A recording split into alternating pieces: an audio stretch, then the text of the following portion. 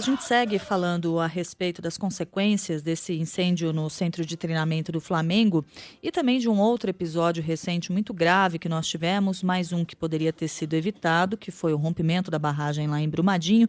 E o nosso contato para falar sobre esses assuntos, mas do ponto de vista do risco, do ponto de vista do que poderia ter sido evitado e não foi, é com o Gustavo Cunha Mello, que é analista de risco. Gustavo, boa tarde. Boa tarde, Cássia Godoy. Muito obrigada por nos atender na tarde deste sábado. Eu queria começar justamente abordando essa questão da prevenção a esse tipo de ocorrência. A gente está falando de 2 casos recentes que poderiam ter sido evitados. Falta no Brasil uma cultura de analisar o risco, de prevenir ocorrências, de evitar que essas coisas evitáveis aconteçam? Perfeito, Cássia. Falta sim. Falta o Brasil, em relação a diversos outros países do mundo, tem que aprender com os seus acidentes e amadurecer com eles, para que eles não se repitam, seja lá a Botkiss, seja a barreira lá da Samarco, a barragem da Samarco, lá em Mariana, seja Brumadinho, o acidente com o avião da TAM e uma série de outros acidentes grandes que nós tivemos aí na nossa história, grandes incêndios, etc. Mas parece que o Brasil não aprende, o Brasil continua repetindo os mesmos erros, infelizmente. Eu acho que por um problema de punição aos gestores, aos responsáveis pelos empreendimentos, sejam eles comerciais, não importa, e que as pessoas parem para pensar no que aquilo ali pode ter de risco para as pessoas que ali vão transitar, vão conviver, vão trabalhar e por aí vai. Você chamou atenção para um ponto importante, que é a falta de punição para os responsáveis pelas empresas que estejam envolvidas nesse tipo de ocorrência. O que mais a gente poderia destacar que faz com que nós tenhamos repetidamente esse tipo de tragédia, de incêndio, de rompimento de barreira, já que a gente teve Mariana lá em 2015, agora tem Brumadinho em 2019, com um número de mortos surpreendentemente ainda muito maior, lamentavelmente centenas de pessoas perderam a vida.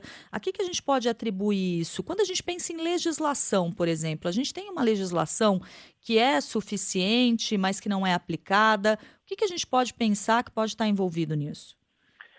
Uma das coisas que a gente pode utilizar, bom, sem dúvida a gente vai reclamar da fiscalização, falta de fiscalização do poder público, seja ele no caso da barragem, seja ele no caso de alvarás, nas cidades, dados por Corpo de Bombeiros e também pela Prefeitura. O fato é que tem muita coisa para fazer, muito trabalho, o governo carece, o governo brasileiro, a gente percebe todos os dias no noticiário as carências do governo, seja na educação, seja na saúde, no transporte público, etc. Ele também carece na fiscalização de riscos, né? Então, quer dizer, você, por exemplo, achar que vai conseguir jogar a culpa no governo pela barragem de Brumadinho, porque faltou fiscalizar, são 24 mil barragens no Brasil inteiro, dos mais diversos tipos. Só de mineração, são quase 800 barragens. Se você contratar geólogos e engenheiros capacitados, primeiro é difícil conseguir esse pessoal. Segundo, é difícil mantê-los com bons salários. Terceiro, eu tenho que ter um quantitativo suficientemente grande para conseguir que eles vistoriem 24 mil barragens todos os anos. Então não é um trabalho simples, não é, o governo não fiscalizou, aí a gente vai ficar enxugando o gelo. Uma solução que seria mais fácil e facilitaria o governo até para contribuir para que essa fiscalização fosse efetiva nas barragens que são ilegais e que estão sem documentação, seria que quando o empresário for pedir uma autorização, uma licença, seja ela licença ambiental, seja ela licença de alvará de funcionamento, que o presidente da empresa assine e todos os seus diretores também.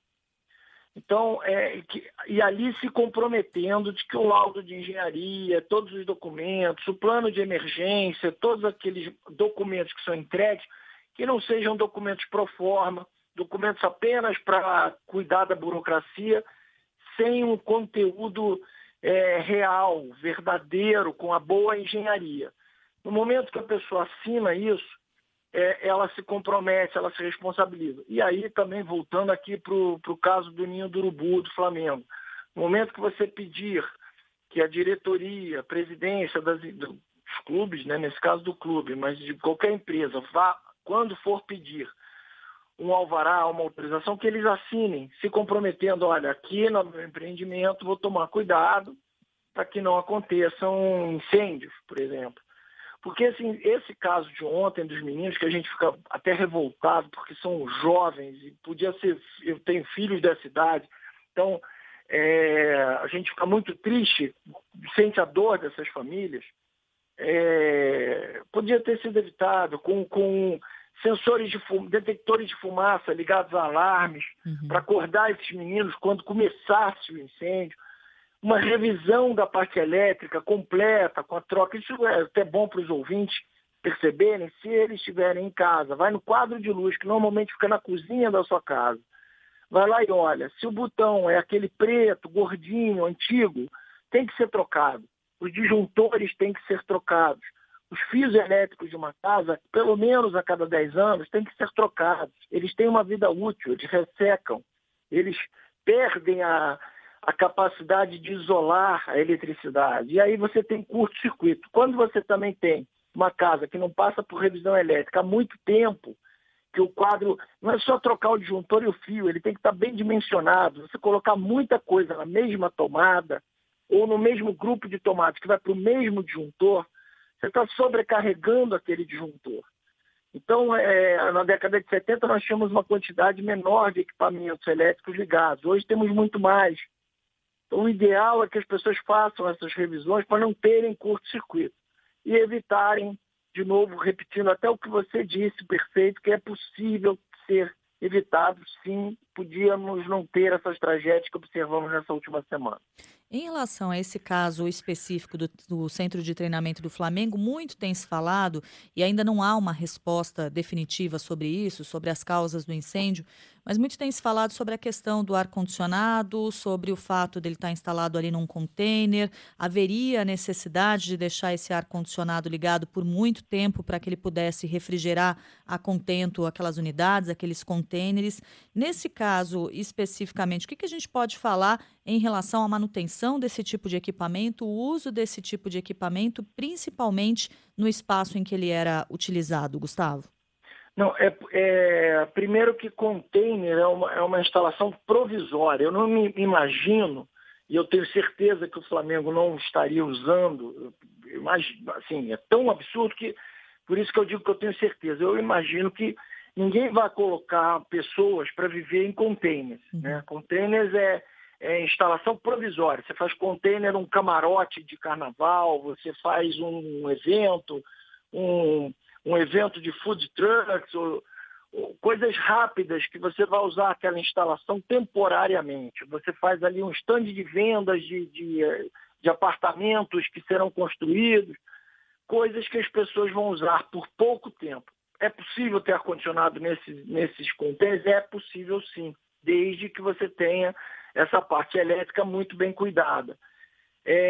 Eu também não tenho certeza, temos que aguardar a perícia, se o problema foi especificamente na parte elétrica interna do Flamengo, no container, mas pelas fotos que eu hoje pude ver, ontem a gente não tinha acesso a muitas imagens, tem um poste colado onde pegou fogo ali, com um poste de eletricidade que provavelmente traz energia da rua. Não sei se ali tem um disjuntor. Também tem relatos de um dos sobreviventes dizendo que houve uma explosão. Se essa explosão foi no transformador e a partir daí ele alastrou o incêndio para os containers, a história é totalmente diferente. A responsabilidade do Flamengo é outra. A gente passa para a responsabilidade da distribuidora de energia, que no caso ali acho que é a Light.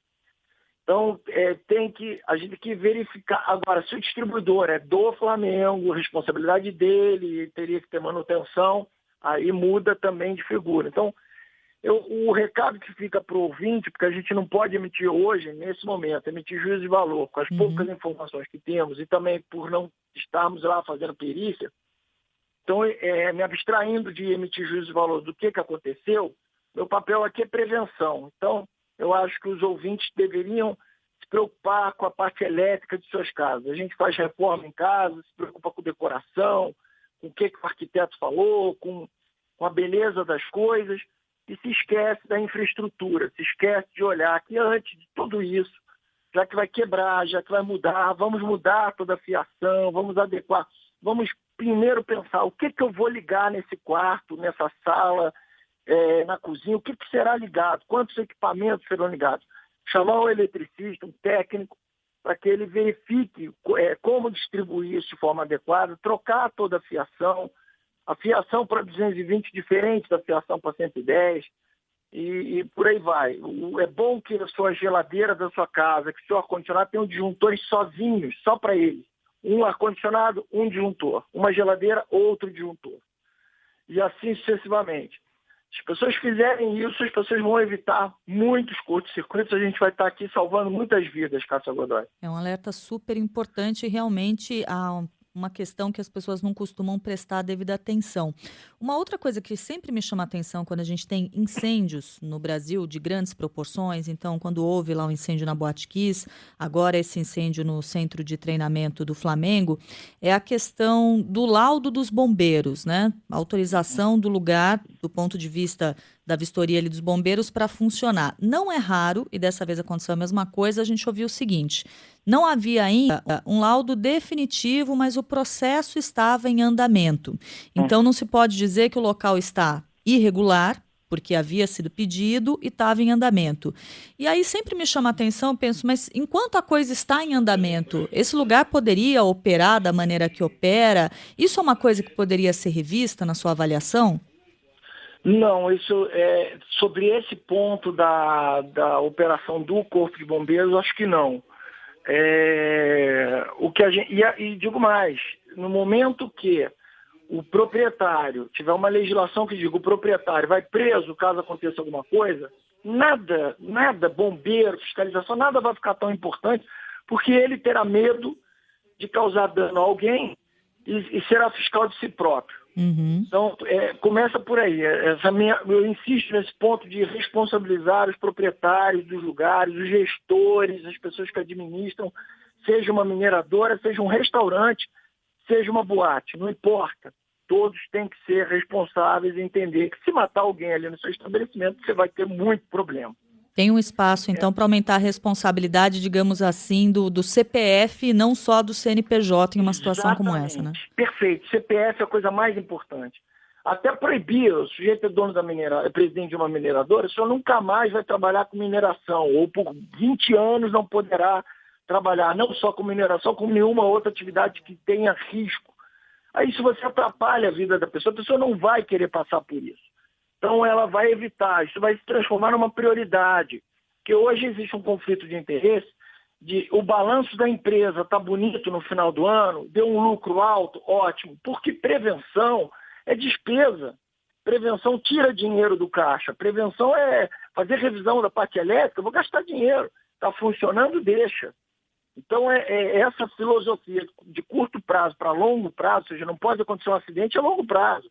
Eu estou preocupado com o lucro no curto prazo. Então, esse tipo de coisa, eu quebro esse paradigma, eu quebro esse conflito de interesse quando eu chego para o sujeito e falo, tudo bem, mas se acontecer alguma coisa, você vai preso. Aí ele, opa, peraí, eu tenho que tomar cuidado agora. Em relação a Boate Kiss e o Flamengo, acho que são coisas diferentes. Uhum. O Flamengo, quando explicar para o ouvinte, quando você vai no corpo, você tem um empreendimento e ele está com autorização, já tem alvará. E você faz uma reforma, uma ampliação, uma mudança, seja ele um shopping center, seja ele um condomínio, seja ele um centro de treinamento, não importa. Você vai no Corpo de Bombeiros e avisa, vou fazer uma obra, está aqui o projeto, vou mudar um monte de coisa, vou aumentar a capacidade, vai ter mais alojamento, vai ter mais gente circulando, esse bombeiro vai chegar lá e vai vistoriar. Esse bombeiro faz um laudo de exigências. Ele pode pedir uma série de coisas. E aí essas coisas podem passar por coisas simples que podem ser feitas de forma rápida, como aumentar o número de extintores, como pode ser algo muito caro que requer uma obra muito complexa. Por exemplo, colocar sprinkler. Então, que pode chegar a ser 5 milhões, 10 milhões de reais, você tem que colocar uma cisterna com muita água, com uma reserva técnica de água grande para atender ao sprinkler, você pode ter que colocar bombas pressurizando esse sistema, essas bombas são caríssimas e requer uma sala de bombas e por aí vai. Então, como o bombeiro sabe que isso é complexo, que isso é caro, que as pessoas têm que fazer isso aos poucos, ele dá um prazo. E aí é que entram as empresas no alvará provisório. Quer dizer, ele tem 3 anos, às vezes tem 5 anos, às vezes tem meses. Depende do que está no laudo de exigência e do que está sendo feito ali. Então, se uma obra é muito grande, ele vai ter mais tempo. Se a obra é pequena, vai ter menos tempo. Eu não acho que está errado esse sistema e indica até que o Flamengo estava querendo resolver o problema. Acho também que muitos falaram, porque container e tal. Bom, container a princípio, pelo que eu conheço de container, é provisório. Quer dizer, esses meninos sairiam dali. Já foi dito até pelos diretores. Isso estava previsto. Que os meninos sairiam dele, que não ficariam ali. Então foi triste. Agora, a revisão elétrica devia ter sido feita. A revisão elétrica tem que se avaliar o que aconteceu ainda e verificar por que não foi feito. Porque independentemente de estar legal ou não estar legal, a revisão elétrica tem que se fazer. Então, esse é um aspecto. A Batiquice é outro completamente diferente. Quer dizer, colocar fogo de artifício dentro de uma boate, então é uma loucura, porque eu trabalho com acidente há mais de 30 anos, eu vi a mesma coisa acontecer na Cromagnon, no Uruguai, a mesma coisa acontecer em Rhode Island, na The Station. É o mesmo acidente. Morreu gente pra caramba nos 2 acidentes. Aí vem em Santa Maria, Verdade. do jeito totalmente despreocupado com os acidentes, coloca fogo de artifício dentro de uma boate. E uma boate que não tinha as saídas de emergências adequadas, que não tinha sinalização e por aí vai. Então, no final da história, lá é bem diferente, não estava numa ampliação, numa situação que estava procurando os bombeiros para regularizar. Não, ele fez uma coisa ilegal que não estava prevista, que não foi avisado a ninguém, e a situação dos documentos também não estava correta. Então, são assuntos diferentes, embora 2 tragédias que podiam ter sido evitadas. O que é comum aí é que são 2 tragédias que podiam ter sido evitadas e, infelizmente, ocorreram. É verdade. A gente recebeu aqui uma participação da nossa ouvinte Isaura Ferreira, do Rio de Janeiro. Ela chama a atenção para o seguinte tópico, a questão do seguro para ocorrências como essa. E ela pergunta se, na sua avaliação, o fato de eventualmente ter sido feito algum tipo de seguro poderia colaborar para algum tipo de despreocupação com a questão da prevenção, ou seja, uma certa ideia de que, se houver uma ocorrência, o seguro, entre aspas, cobre. Você acredita nisso? Não, eu não acredito, ao contrário. Se tem seguro, o segurador passa a ser um fiscal, ele ajuda o governo. No final da história, ele acaba ajudando o governo, porque quando você vai fazer um seguro, em qualquer empresa é assim, ele sofre uma vistoria. E a seguradora faz vários... tem o laudo de exigência da seguradora ou até nega. Quando está muito ruim a situação, a seguradora nega o seguro. Aliás, a gente deveria pensar no Brasil, essa pergunta do ouvinte me deu uma oportunidade de dizer, a gente não tem no Brasil como tem na Austrália, como tem na Alemanha, como tem em alguns países avançados na gestão de risco, é o seguinte, a sua atuação é de risco, então você tem que fazer seguro obrigatório. Então, o seguro é obrigatório e tem que apresentar o seguro na prefeitura. Isso ajuda na fiscalização, porque o fiscal, ao invés de... se ele conseguiu o seguro, é porque o segurador foi lá, olhou e tá bom. Se ele não conseguiu o seguro e não me entregou uma pólice, opa, tenho que ir lá. Descobrir por que esse cara não me trouxe seguro aqui. Ele deve estar ruim. Então, o segurador acaba sendo um apoio ao governo e à fiscalização por isso. Então, de fato, para ele conseguir o seguro, ele não pode estar numa situação de descaso. Esse é o primeiro aspecto. Segundo aspecto, que, de fato, ela tem razão, que a pessoa meio que relaxa um pouco quando tem seguro, vou dar uma relaxada, mas, por outro lado, desconhece que, se ele relaxar demais, se ele cometer alguma negligência grave, o segurador não vai pagar. O seguro pode vir a negar. Quer dizer, se você não cumpre normas, toda apólice tem uma cláusula na letra miúda dizendo o seguinte: você é obrigado a cumprir as normas técnicas. Se você não cumprir normas técnicas, você perde a cobertura. Então, o empresário faz o seguro, ele não pode relaxar, ele tem que saber que, peraí, olha, se eu não cumprir as normas técnicas mínimas. E aí, por exemplo, quadro de luz. Hoje, os quadros que estão com disjuntores pretos, aqueles antigos, que o botão é gordinho, é fora de norma técnica, está fora do padrão. Então, se você tem um quadro de luz desse, e por acaso vier um sinistro que o motivo seja o seu quadro de luz desatualizado, a seguradora tem a prerrogativa de recusar, de negar. Então, cabe à pessoa trocar seu quadro de luz.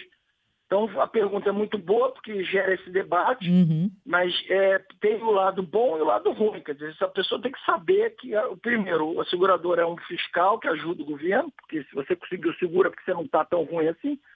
Em segundo lugar, a pessoa tem que saber que se não cuidar, a ouvinte está certa, que muita gente não cuida mesmo, acha, se seguro está tudo certo, mas não está, é engano, porque tem essa cláusula de normas técnicas que eu acabei de citar. Gustavo Cunha Mello, analista de risco, muito obrigada por trazer o seu conhecimento, a sua experiência para essa discussão tão importante que a gente tem, um dia depois de uma data tão triste em que a gente teve a morte desses 10 meninos lá no Flamengo, outros 3 ainda ficaram feridos, ainda estão internados.